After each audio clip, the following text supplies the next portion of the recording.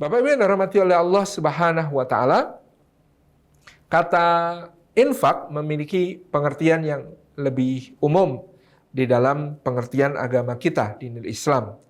Karena kata anfaqa yunfiku infaqan ini bermakna menafkahkan harta. Dalam menafkahkan harta atau membelanjakan harta ini ada makna umum.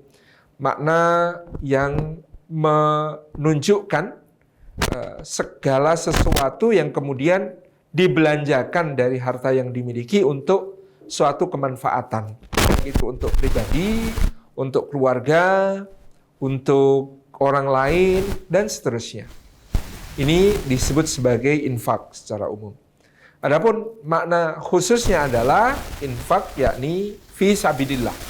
Ya, yang disebutkan oleh Allah Subhanahu wa taala, ya, yunfiqu amwalihim fi sabilillah. Yang menafkahkan hartanya di jalan Allah Subhanahu wa taala. Tentu di sini kemudian kita memahaminya beririsan dengan kata sedekah, ya. Kata sedekah di dalam Islam. Was-sadaqatu burhanun. Kata sedekah sendiri dari kata sedekah yang berarti ya, benar, membenarkan. Jadi Rasulullah SAW mengatakan was-sadaqatu burhanun. Sedekah itu adalah bukti. Jadi kalau orang beriman kepada Allah Subhanahu wa taala, di antara tanda keimanannya adalah bagaimana dia rela melepaskan sebagian hartanya untuk membuktikan keimanannya. Karena melepaskan harta itu menunjukkan imannya kepada Allah Subhanahu wa taala sebagai Ar-Razzaq, Allah yang memberi rizki, imannya kepada Rasulullah SAW yang telah menyampaikan bahwa tidak akan berkurang rezeki seseorang karena sedekahnya, imannya kepada kitab suci Al-Quran, kepada malaikat yang mencatat amal-amalnya, kepada seluruh bagian dari dinul Islam. Itu dibuktikan salah satunya dengan berani untuk melepaskan sebagian hartanya untuk kebaikan di jalan Allah Subhanahu wa taala. Maka di dalam Al-Qur'anul Karim ada ayat yang terkenal, lan tanalul birra hatta tunfiqu mimma tuhibbun. Ya, tidak akan mencapai kebajikan yang sempurna, kalian tidak akan mencapai kebajikan yang sempurna, kata Allah Subhanahu wa taala, sampai kalian bisa menginfakkan apa-apa yang kalian cintai untuk di jalan Allah, atau menjadi sedekah, menjadi burhan, ya, bukti dari keimanannya tersebut. Nah, kata sedekah, ada sedekah yang bersifat wajib, ada sedekah yang bersifat sunnah. Yang bersifat wajib kemudian diberi istilah sebagai zakat, ya. Ya, khudh min amwalihim sadaqatan tutahhiruhum wa tuzakkihim biha. Kata Allah Subhanahu wa taala, ambil sebagian harta mereka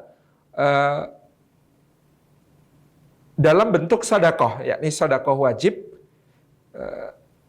untuk mensucikan dan membersihkan dan mensucikan mereka, ya. Untuk membersihkan dan mensucikan, ya. Kata zakat ya dimaknai sebagai kebersihan, kesucian, ya. Bukan hanya harta yang disucikan tetapi juga jiwa dari pemiliknya itu disucikan dengan dikeluarkan zakat pada hartanya. Nah, kemudian ada sedekah yang sunnah, ya. Ini meliputi perkara yang lebih luas dari sedekah yang bersifat jariyah. Ya, sedekah yang bersifat, ya, it'amut ta'am, memberikan makanan untuk yang fakir, yang miskin, yang yatim, ya. Ya, kemudian ya, berbagai amal-amal yang lain. Ini sedekah secara umum. Infak secara umum. Nah, di antara bentuk-bentuk yang luas ini ada yang tadi disebut sebagai wakaf. Nah, wakaf memiliki pengertian khusus di mana harta yang disedekahkan ini, ya, dilepaskan oleh seorang wakif, orang yang menghentikan manfaat harta tersebut dari pribadinya, tetapi diberikan untuk kemanfaatan di jalan Allah Subhanahu wa taala, ya. Biasanya orang mengenal di negeri kita ini wakaf, ya, tanah untuk masjid, wakaf tanah untuk pesantren, wakaf tanah untuk madrasah, wakaf tanah untuk jalan ya, untuk kepentingan kemaslahatan. Ini luas sekali. Terlebih kemudian ditambahkan berbagai bentuk wakaf yang lain, karena pada prakteknya sudah ada di zaman Rasulullah SAW, tapi memang belum dikategorisasikan secara khusus disebut wakaf. Misalnya mensedekahkan kebun dan tetap dalam bentuk kebun tersebut ya.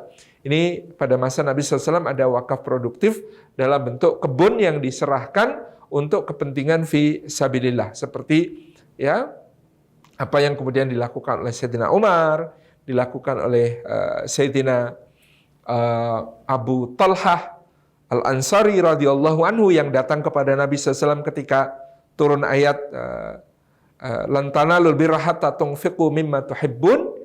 Dia berkata kepada Nabi SAW, ya Rasulullah, di antara kebunku yang paling aku cintai adalah Buraiha. Ya, nama kebunnya ini di sebuah tanah perkebunan yang disebut perkebunan Buraiha. Aku sangat mencintai ini, dan ketika Allah mengatakan kamu tidak akan mencapai kebajikan yang sempurna sampai kamu menginfakkan apa-apa yang kamu cintai, maka aku menginfakkan Buraiha ya Rasulullah. Ya, maka Buraiha ini kemudian diinfakkan oleh Sayyidina Abu Talha Ansari, dan kemudian tetap dalam wujud kebun ya, tidak dalam bayangan kita wah diinfakkan lalu kemudian dijual atau di atasnya dibangun masjid, tidak, tetap dalam bentuk kebun. Penghasilannya tetap keluar, tapi kemudian dialihkan ya, hasil itu tidak dinikmati oleh pribadi beliau, tetapi dikelola oleh Baitul Mal, dikelola oleh kemudian lembaga ya, untuk kemudian kemaslahatan umum. Masyarakat banyak ya, manfaatnya terus mengalir. Ini yang kemudian menjadi dalil salah satunya yang disebut sebagai hari ini wakaf produktif ya. Jadi kemudian kita bisa mewakafkan sesuatu yang punya nilai produksi dengan kemanfaatan yang terus-menerus, yang kemudian bisa berjalan ya, bisa dalam bentuk kebun ya. Zaman sekarang mungkin ada yang wakaf tambang, zaman sekarang mungkin ada yang wakaf lahan pertanian atau perkebunan, atau bahkan wakaf dalam bentuk toko ya, dalam bentuk los-los di pasar ya, dan seterusnya. Ini yang kemudian juga termasuk dalam kategori apa yang disebut sebagai shadaqatun jariyatun, atau sedekah yang selalu mengalir pahalanya. Jadi wakaf ini kemudian pada masa sekarang secara fikih diperluas maknanya, tidak hanya wakaf tanah atau wakaf bangunan untuk kemudian menyelenggarakan amal-amal yang bersifat mahdoh atau ibadah-ibadah yang bersifat mahdoh ataupun tarbiyah, seperti masjid ataupun pesantren ataupun madrasah ya, tetapi juga bisa menjadi satu wakaf secara ekonomi, menggerakkan ya, yang secara ekonomi kemudian memberdayakan ya. Tadi kalau misalnya dalam bentuk toko, dalam bentuk kebun, dalam bentuk berbagai bentuk usaha, dia tetap bisa menyerap tenaga kerja dan kemudian tetap bisa menghasilkan sesuatu yang bisa menopang kebaikan-kebaikan umat. Salah satu ya orang yang mempelopori wakaf produktif untuk ya menopang kegiatan-kegiatan keagamaan ya, kemaslahatan adalah misalnya Syekh Sulaiman Ar-Rajhi di Saudi Arabia. Sulaiman Ar-Rajhi ini pemilik Ar-Rajhi Bank ya, bank Islam yang beroperasi di Saudi Arabia dan beberapa negara Teluk. Beliau ini mendirikan masjid atas nama ayah dan ibundanya di berbagai wilayah di Saudi, termasuk di Makkah Al-Mukarramah adalah salah satu masjid Ar-Rajhi yang terbesar. Selain masjid yang ada di kota Riyadh, ada kota Qasim dan lain sebagainya. Di beliau kalau tidak salah mendirikan sekitar 18 masjid ya di seluruh Saudi Arabia. Kemudian masjid ini dikelola dengan profesional, di mana kemudian di sekitar masjid ya, di lokasi-lokasi yang sangat strategis, beliau mendirikan hotel dan mendirikan juga pusat perbelanjaan. Nah, hotel dan pusat perbelanjaan ini kemudian diwakafkan, artinya tidak beliau ambil sebagai usaha pribadi, tetapi menjadi badan usaha milik masjid, yang kemudian hasil dari pengelolaan hotel-hotel maupun juga pengelolaan pusat perbelanjaan ini hasilnya untuk ya, menjalankan kegiatan-kegiatan syiar ibadah yang ada di masjid. Ini yang dilakukan oleh Sulaiman Ar-Rajhi, dan ini menjadi model bagi banyak filantropis lain di Timur Tengah di waktu berikutnya. Jadi beliau bikin masjid, di sekitar masjid ini ada hotel, di sekitar masjid ini ada pusat perbelanjaan. Nah, ini kemudian diwakafkan, nah, kemudian untuk menjadi ya tulang punggung pendanaan kegiatan kemasjidan. Saya pada tahun 2016, 2017, 2018 ya sempat beberapa kali berkunjung ke Masjid Ar-Rajhi ya. Pada saat Ramadan mereka bisa menyelenggarakan buka puasa untuk 10.000 orang. Kemudian mereka bisa menyelenggarakan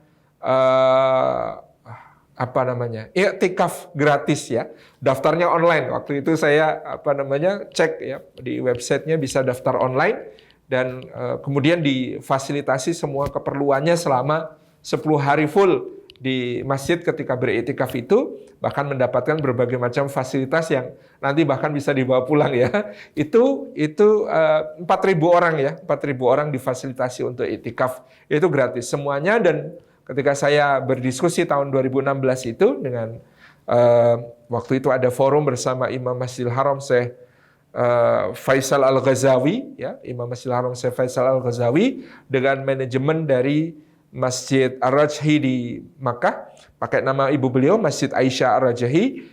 Kita berdiskusi tentang pengelolaan masjid ya. Semua kegiatan masjid ini di backup oleh bidang usaha tadi yang diwakafkan oleh Syekh Sulaiman sekaligus. Jadi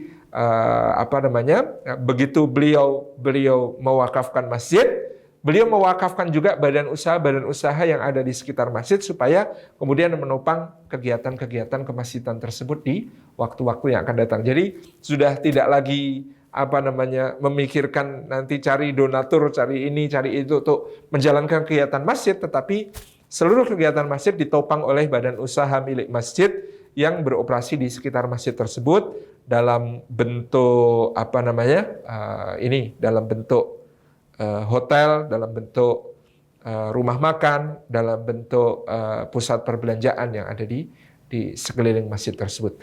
Kami di Jogokarian mencoba untuk meniru dalam skala kecil. Tadi sudah disebutkan tentang pengelolaan infak di Jogokarian, ada yang disebut ya, terkenal dengan saldo sama dengan nol. Sebenarnya ada proses menuju ke sana yang kemudian kami lakukan, yaitu antara tahun 2002 sampai 2007 sekitar itu kalau nggak salah, kami melakukan gerakan yang disebut sebagai gerakan jamaah mandiri. Jadi takmir masjid itu menghitung ya kebutuhan masjid selama setahun. Ya kebersihan, ya air, listrik, kemudian penyelenggaraan kegiatan-kegiatan, ya kafalah untuk khatib Jumat, para asatid yang mengisi ceramah-ceramah rutin, kajian-kajian rutin, dan sebagainya. Di total ya kebutuhan masjid, ya dana penyelenggaraan konsumsi dan seterusnya di masjid selama 1 tahun penuh itu berapa? Ya kita sudah hitung. Kemudian kita bagi dengan 52, ketemu biaya masjid per minggu. Biaya masjid per minggu ini kemudian dibagi kapasitas tempat sholat yang tersedia. Ketemu biaya masjid per kapita per minggu. Jadi kita ketemu biaya masjid per kapita per minggu. Nah ini yang kita sosialisasikan kepada jamaah kita. Kita sampaikan, yang terhormat Bapak Ibu jamaah Masjid Jogokarian, ya biaya untuk beribadah di masjid kita ini setiap minggu per kapita adalah sekian. Tadi hitungannya kita lampirkan. Ya, setiap minggu per kapita per orang adalah sekian. Maka kalau Bapak dan Ibu infaknya setiap minggu itu sekian ini, maka Bapak dan Ibu adalah jamaah mandiri. Tapi kalau Bapak dan Ibu infaknya setiap pekan lebih dari ini, berarti Bapak dan Ibu adalah jamaah yang mensubsidi ibadah orang lain, ya. Nah, maka pahala orang lain yang beribadah itu masuk pula menjadi pahala Bapak Ibu, ya. Masuk pula menjadi pahala Bapak Ibu tanpa mengurangi pahala mereka sedikit pun. Yang berikutnya, kalau Bapak dan Ibu infaknya setiap pekan kurang dari itu, maka Bapak dan Ibu adalah jamaah yang ibadahnya masih disubsidi oleh orang lain. Tapi bagaimanapun juga kami sangat bersyukur Bapak dan Ibu berkenan beribadah bersama kami di sini. Tentu ini menjadi satu hal yang penting untuk penyadaran jamaah bahwa beribadah di masjid ini kita juga perlu menanggung biayanya secara patungan, kan begitu, secara bersama-sama, secara kejamaahan, secara komunal. Sehingga kemudian setelah sosialisasi yang menyebutkan biaya ibadah per kapita per minggunya sekian gitu ya, infak itu ternyata di pekan berikutnya naik 400% ya. Ternyata tidak ada orang yang mau ibadahnya disubsidi oleh orang lain ya.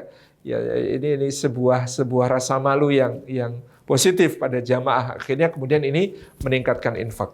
Ketika selesai ya program jamaah mandiri ini, maka naik ke atas menjadi program masjid mandiri. Program masjid mandiri ini antara sekitar tahun 2007 sampai 2012 ya. Nah, inilah yang kemudian tadi terkenal dengan angka saldo harus sama dengan 0. Karena di situ masjid mencoba untuk mencari sumber-sumber pendapatan melalui berbagai bidang usaha untuk menutupi pengeluaran-pengeluaran rutinnya, sementara infak dari jamaah dikembalikan dalam bentuk manfaat untuk jamaah seluas-luasnya. Itu yang kita lakukan. Jadi untuk menanggung biaya-biaya rutinnya, masjid itu mengupayakan berbagai macam bidang usaha, sementara ya seluruh infak jamaah kembali kepada jamaah melalui program-program ya, program kesehatan, program pangan, program subsidi, program beasiswa, program modal usaha, program berbagai macam santunan, program yang semuanya langsung menyentuh jamaah, yang kemanfaatan langsung dirasakan oleh jamaah. Itu komitmennya takmir masjid ketika itu, sehingga kemudian masjid membangun berbagai bidang usaha, termasuk membuat satu brand untuk kita jual ya kepada seorang pengusaha, sehingga pengusaha ini menggunakan brand angkringan Jogja Jogokarian dan setiap bulan membayar royalti kepada masjid. Kemudian kita mendapatkan wakaf berupa sawah yang kemudian juga tetap dikelola oleh para petaninya dan hasilnya menjadi hasil untuk masjid ya, termasuk padinya, kemudian berasnya juga untuk program ATM beras di masjid gitu ya. Kemudian kita bekerja sama dengan beberapa pelaku usaha untuk menyediakan transportasi ala masjid gitu ya. Kemudian kita juga pernah menyewakan menara masjid untuk BTS telekomunikasi dan lain sebagainya. Ini berbagai macam bentuk usaha yang kemudian dilakukan oleh masjid, termasuk karena ada banyaknya musafir yang semula kita tampung di kamar musafir yang hanya ada 3 kamar ya, ternyata banyak yang safar ke Jogokarian dan membutuhkan kamar. Akhirnya kemudian masjid menyelenggarakan satu penginapan masjid 12 kamar yang kemudian disewakan ya. Itu yang kemudian menjadi badan-badan usaha masjid. Ya, kemudian kita juga punya kios-kios yang disewakan ya. Kemudian kita punya bidang usaha toko souvenir masjid yang kemudian juga dikelola oleh jamaah yang lain. Semuanya adalah untuk mengcover kebutuhan-kebutuhan rutin jamaah yang kemudian setelah itu kita bisa mengcover seluruh pengeluaran rutin masjid, sehingga tadi infak jamaah kita kembalikan kepada jamaah dalam bentuk program-program manfaat real. Nah, inilah yang sejak itu menjadikan kita punya komitmen untuk pengumuman saldo sama dengan 0 ya. Pengumuman saldo sama dengan 0 yang kemudian menjadi komitmen kita. Pertama-tama pertimbangannya sederhana sebenarnya. Yang namanya saldo orang berinfak itu kan pengen segera dia tidak hanya sekedar masuk kotak dan rekening masjid, tetapi termanfaatkan menjadi amal soleh. Nah, maka sebenarnya meskipun jamaah itu sudah mendapatkan pahala ketika menyerahkan uang infaknya ke masjid, pahala mereka akan lebih besar dan lebih real kalau sudah kelola oleh masjid untuk menjadi program manfaat. Yang kedua, kalau kita menginfakkan saldo infak, kita sering prihatin ada masjid-masjid mengumumkan saldo infak yang sangat besar, bisa puluhan juta, ratusan juta pada saat sholat Jumat misalnya diumumkan, ya, pengeras suara masjid, ya. Padahal mungkin ada warga atau tetangga masjid yang tidak bisa ke rumah sakit karena tidak punya biaya, ya, yang tidak bisa sekolah, nggak bisa bayar dan lain sebagainya, itu akan menjadi luka dakwah. Ya, akan menjadi sebuah hal yang ironis. Masjid punya uang banyak, tapi ada jamaahnya yang tidak bisa memenuhi kebutuhan dasarnya. Maka ketika kita mengumumkan saldo infak sama dengan 0, ini juga adalah selain sebagai sebuah akuntabilitas yang kita juga melaporkan semua kegiatan dengan infak masjid tersebut, itu kita juga mempertanggungjawabkan bahwa apa yang dilakukan, apa yang diamanahkan, apa yang dititipkan oleh jamaah dalam bentuk infak langsung tersalurkan dengan baik. Dan yang berikutnya adalah bagaimana kemudian itu menjawab kegelisahan sebagian masyarakat, kalaupun ya mereka berada dalam kesulitan, insya Allah ya masjid selalu akan berupaya untuk menjadi solusi bagi berbagai persoalan. Seperti yang terbaru kemarin kami melaunch ya layanan untuk COVID-19 ini, bantuan hazmat untuk para nakes dan para tenaga relawan pemulasaraan jenazah. Kita sendiri juga melaunching ambulan, kemudian kita melaunching tim pemulasaraan dan penguburan jenazah oleh masjid dan lain sebagainya. Ini adalah bagian dari layanan yang dibiayai dari infak masyarakat yang terus begitu berjalan. Selain tentu program-program rutin seperti yang tadi sudah saya sebutkan, ATM beras terus berjalan bagi yang duafa. Kita sediakan kartu ATM untuk mengambil beras ketika mereka membutuhkan di masjid. Ya, support kebutuhan berbagai macam suplemen kita sediakan dari masjid. Bahkan kemudian kita support dengan berbagai kebutuhan dasar, masker, hand sanitizer untuk kondisi pandemi. Kita juga kemudian mensuplai beasiswa dan lain sebagainya tetap ya. Kemudian santunan kematian, santunan sakit, santunan pernikahan ya. Yang menikah juga dapat subsidi dari masjid untuk pernikahannya dan lain sebagainya. Kemudian santunan kelahiran ya. Kemudian kita bahkan juga memberikan santunan untuk yang perceraian, santunan untuk yang sedang tugas keluar ya, misalnya tugas kerja praktek untuk anak SMK ataupun kemudian KKN untuk yang mahasiswa, itu biasanya ada uang saku dari masjid dan seterusnya untuk warga kita. Jadi modal usaha pun demikian, perguliran dan jelas yang kemudian kita coba tunaikan dari pengelolaan infak tersebut. Nah, Bapak Ibu yang dirahmati oleh Allah Subhanahu wa taala, ya ini sekilas sebagai gambaran tentang bagaimana sebenarnya di dalam Islam pengelolaan harta itu bisa menjadi sedemikian bermanfaatnya bagi umat ya. Jangan sampai dia ngendon, diam, hanya ada di rekening-rekening bank ya. Kita sangat prihatin kalau kemudian takmir karena kemudian tidak punya inisiatif ya dan tidak punya inovasi program, sehingga kemudian program dari infak itu cuma renovasi, ngecat ulang, pasang keramik ya, yang itu tentu adalah program-program yang sifatnya sangat tersier dibandingkan kebutuhan-kebutuhan primer dan sekunder dari jamaah-jamaah kita. Itu yang menjadi komitmen yang coba kita terus tularkan kepada teman-teman DKM atau takmir-takmir masjid yang lain, supaya kemudian menjadi perhatian penting ya, amanah ini supaya terkelola dengan baik. Pada masa kondisi pandemi COVID misalnya, ketika pemerintah tidak bisa menyediakan kebutuhan dasar, kebutuhan pokok masyarakat yang mengalami lockdown ya, yang berada dalam keadaan tidak bisa melakukan berbagai macam kegiatan usahanya ya, masjid juga terus memberikan support ya kepada jamaah, yang tentu ini semua bermula dari masjid yang dikelola dengan database yang baik. Jadi kenapa nama masjidnya Masjid Jogokarian ya, karena wilayah dakwahnya jelas, seluruh kampung Jogokarian, 4 RW, 18 RT, 870 kepala keluarga, 3.960 jiwa. Itu menjadi tanggung jawab dakwahnya, jadi Masjid Jogokarian. Kadang-kadang kita sekarang bikin masjid dengan nama-nama yang ya tidak ada tuntunan ya. Rasulullah SAW itu kan bikin masjid ya, Masjid Bani Sulaim, Masjid Bani Salamah, Masjid Bani Auf, Masjid Bani Malik, sesuai nama perkampungannya. Karena sekarang kan namanya Masjid Al-Muttaqun dan Masjid Al-Mukhlisun di RW yang sama gitu ya. Nanti kalau soal muzaki, rebutan, oh itu jamaah sini, zakatnya harusnya ke sini gitu ya, kurbannya harusnya ke sini. Tapi kalau soal mustahik, lempar-lemparan, itu jamaah kamu, kok nggak diurus gitu ya, dan lain sebagainya. Nah, ini jangan sampai terjadi.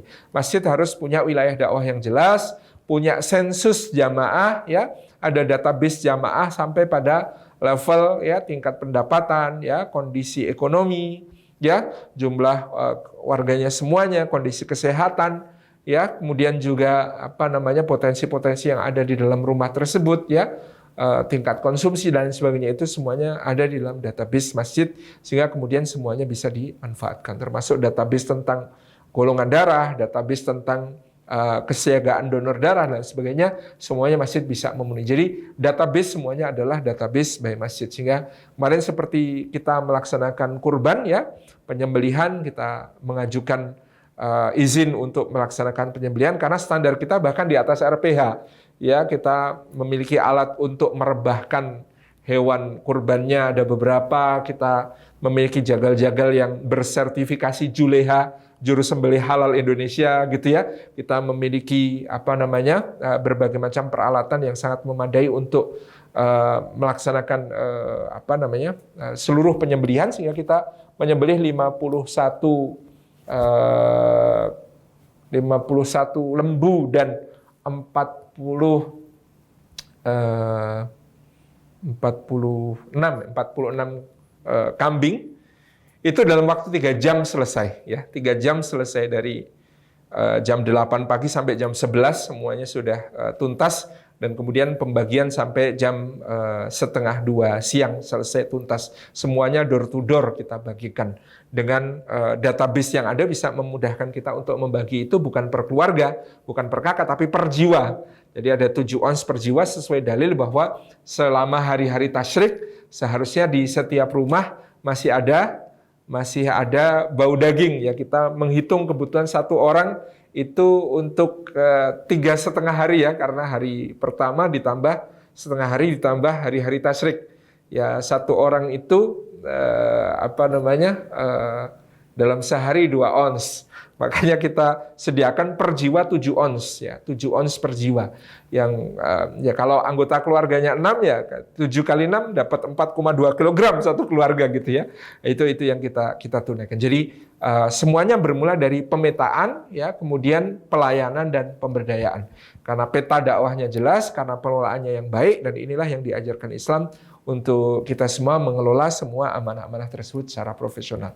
Nah, wakaf ke depan akan menjadi satu instrumen kebaikan dalam Islam yang tentu perannya akan semakin luas. Kita akan bisa mengharapkan, ya, gerakan wakaf ini nantinya akan sampai pada, ya, pemberdayaan umat yang sangat-sangat kuat, karena tadi perluasan fikih wakaf menjadi soal-soal seperti wakaf tunai, wakaf produktif, dan lain sebagainya, ya.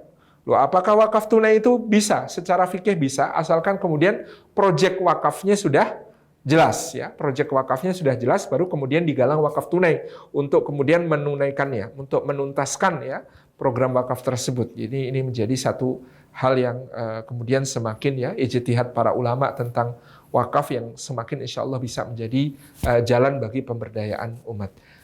Saya kira itu sebagai pengantar diskusi saja, karena tentu saya berhadapan dengan Bapak Ibu yang sangat lebih memahami berkaitan dengan hal-hal yang kemudian kita bahas pada siang hari ini, apalagi dalam segi aspek hukum mungkin barangkali. Barakallahu fikum. Kami kembalikan kepada moderator. Assalamualaikum warahmatullahi wabarakatuh.